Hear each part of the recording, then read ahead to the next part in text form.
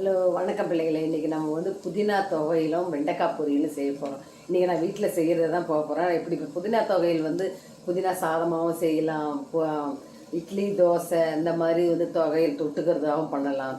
அது அடுத்து வெண்டைக்காய் பொரியல் வந்து ஊர்லலாம் ரொம்ப வெண்டைக்காவே கிடைக்க மாட்டேங்குது, அவ்வளோ விலையாக இருக்குது. இங்கே நம்ம ஊரில் வந்து ரொம்ப மலிவாக கிடைக்குது, ஆனால் நம்ம அதை செய்து சாப்பிட்றதில்ல. அதனால் எனக்கு ரொம்ப ஆசை, வெண்டைக்காய்னா ரொம்ப பிடிக்கும். இப்போ நான் வெண்டைக்காய் பொரியல் பண்ண போகிறேன், ஒரு புதினா துவையல் பண்ண போகிறேன். எப்படி செய்யலாம்னு பார்க்கலாங்களா? பாருங்க, வெண்டைக்காவை வந்து நான் வதக்கி எடுத்துக்கிறேன். கடாயை வச்சுட்டேன். கடுகு உளுத்தம்பருப்பு போட்டுக்கலாம்.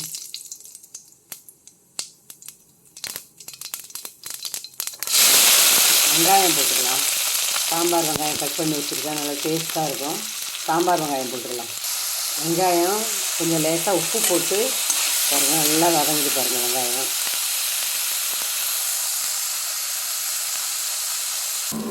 வெங்காயம் வதங்கியிருந்தோம். அரிஞ்சு வச்சுருக்கிற வெண்டைக்காயை வந்து போட்டுக்கலாம். சேர்த்து நல்லா வதங்குவோம். மஞ்சத்தூள், மிளகாத்தூள், காஷ்மீர் மிளகாத்தூள் காரம் இருக்காது. உப்பு தேவையான அளவுக்கு போட்டு நம்ம கிளறி எடுத்துடலாம்.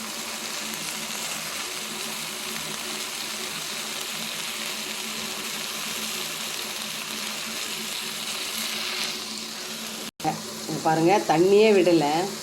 காஷ்மீர் மிளகாத்தூள், உப்பு போட்டு அப்படியே கிளறி சிம்மில் வச்சு மூடி ஒரு 5 நிமிஷம் மூடிட்டு எடுத்துக்க வேண்டியதான். பாருங்கள், ஒரு 5 நிமிஷம் சிம்மில், தண்ணியே விடலை. பாருங்கள், சூப்பராக வெண்டைக்காய் பொரியல் ஆயிடுச்சு பாருங்கள். இந்த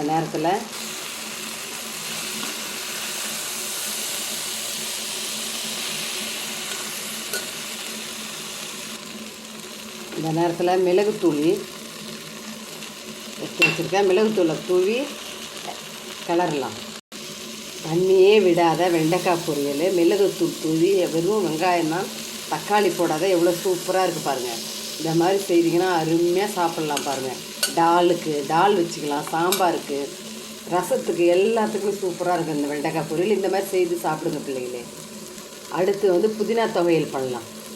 கடாயை வச்சுட்டு பச்சை மிளகாய், பூண்டு, புளி பாருங்கள் வதக்குறேன் பாருங்கள். இதுலேயே வந்து ஒரு துண்டு இஞ்சி இதையும் வதக்கி புதினா அலசி வச்சுருக்கிறேனீங்களா, இந்த புதினாவை போட்டுடலாம். புதினா வந்து நிறைய வேஸ்ட் ஆகுது, அதனால் சரி நிறைய தொகை இருக்குன்னுட்டு புதினா துவையில் அரைக்கிறேன் பாருங்கள். இதையும் போட்டு வதக்கலாம். நல்லா வதங்கட்டும். புதினா வதங்கிட்டு ஒரு பக்கம் தேங்காய் அரிஞ்சு வச்சுருக்கிறேன். இந்த தேங்காயையும் போட்டு அதிலே வதக்கிக்கலாம்.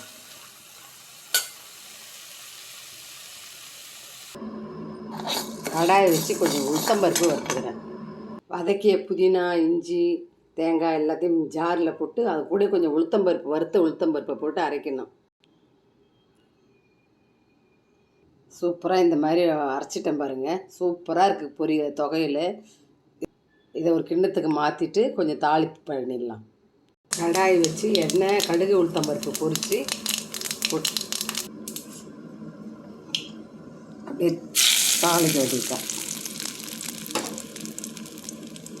சூப்பரான புதினா துவையல் பாருங்கள் ரெடி ஆகிடுச்சு. இந்த புதினா துவையல் சாதத்துக்கும் பசஞ்சு சாப்பிட்லாம். ரசம் சாதம், இப்போ இந்த வெண்டைக்காய் பொரியல் வச்சுட்டு இந்த புதினா துவையல் வச்சு சாப்பிட்டா அவ்வளோ அருமையாக இருக்கும் பாருங்கள். ரசம் வைக்க போகிறேன். ரசம் சூப்பராக இருக்கும். இவ்வளோதான் பிள்ளைகளை, நீங்கள் இந்த மாதிரி செஞ்சு பாருங்கள், சூப்பராக இருக்கும். இஞ்சி வைக்கணும். இஞ்சி ஒரு துண்டு, புளி, பச்சை மிளகாய், புதினா வந்து வதக்கி, ஒரு தேங்காய், கொஞ்சம் உளுத்தம்பருப்பு வறுத்து அரைச்சி போடணும். அவ்வளோதான். இந்த துவையல் அவ்வளோ சூப்பராக இருக்கும் பாருங்கள்.